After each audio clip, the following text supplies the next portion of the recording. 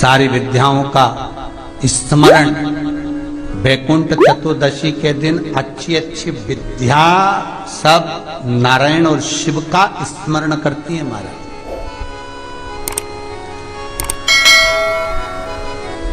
भगवान विष्णु और भगवान शंकर का स्मरण, अच्छी अच्छी विद्या। तो शास्त्र कहता है जिसको बहुत रोग हो, एक रोग मिटा दूसरा चालू, दूसरा रोग मिटा तीसरा चालू, तीसरा रोग मिटा चौथा चालू, चौथा रोग मिटा पांचवा चालू, बहुत रोग से ग्रस्त है, कुछ ना करिए, एक काम करिए, 7 काली मिर्ची लो,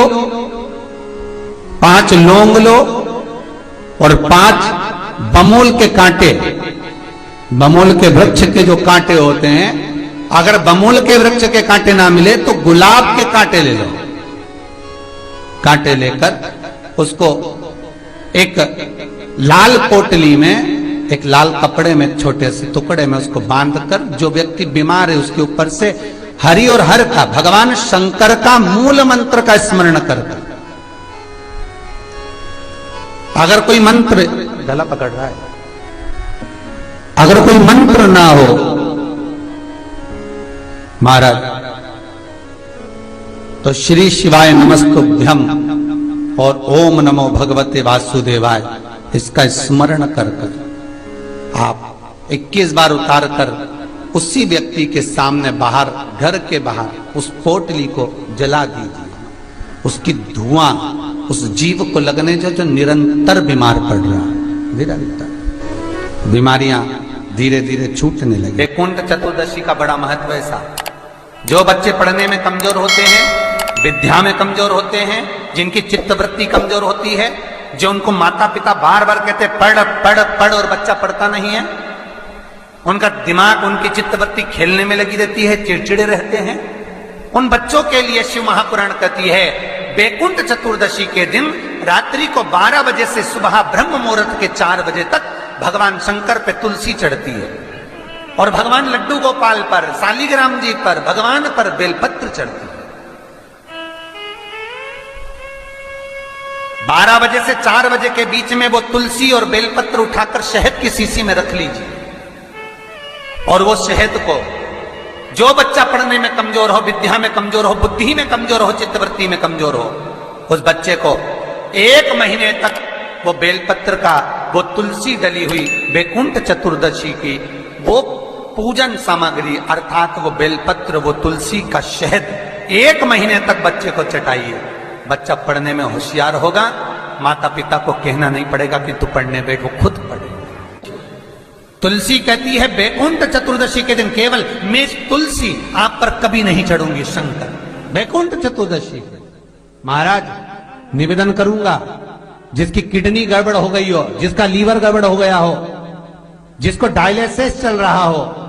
और छूट नहीं रहा हो, वैकुंठ चतुर्दशी के दिन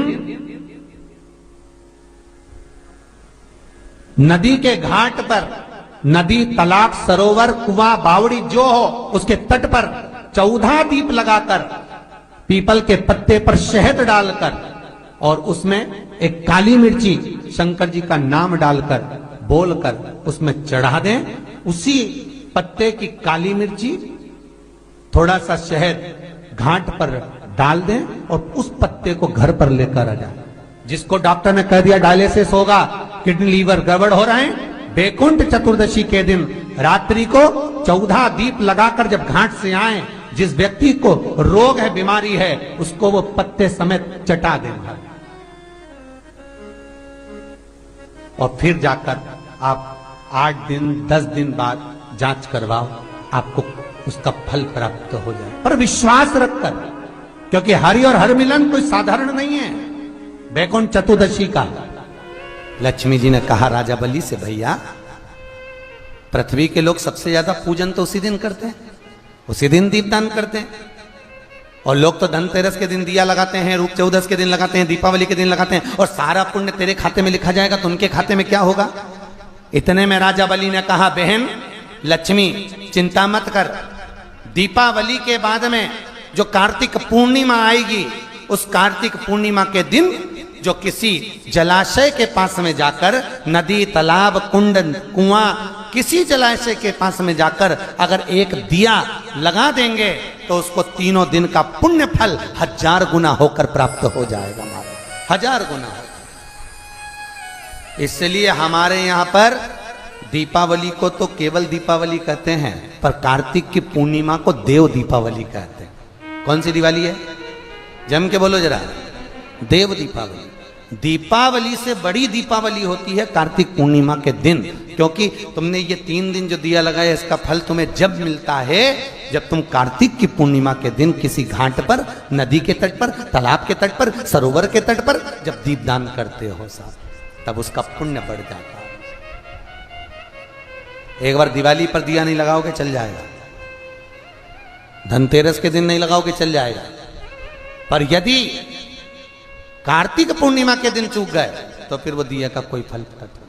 फिर इसका कोई नहीं। एक बहुत अच्छा समय रात्रि के 9:15 का एक समय होता है। जिस व्यक्ति का रोग, बीमारी समाप्त नहीं हो रही हो, हॉस्पिटल में पड़ा हुआ है, कोई बहुत भारी बीमारी में ग्रसित है, छूट ही नहीं पा रहा, तो रात्रि को 9:15 पर किसी भी दिन शंकर भगवान के शिवलिंग का, जो तुम्हारे घर में शंकर जी विराजमान हो उसका, या शंकर जी के मंदिर में जाकर शंकर जी का थोड़ा सा जल, उसमें थोड़ा सा आंवला पड़ा हुआ, मतलब आंवले के पानी से शंकर का अभिषेक पूजन कर लीजिए। उसका नाम लेकर कर लो जो रोग से ग्रसित हो। 1 दिन, 2 दिन, 3 दिन करोगे, वो हॉस्पिटल से छुट्टी करके आ जाएगा, उसका रोग समाप्त।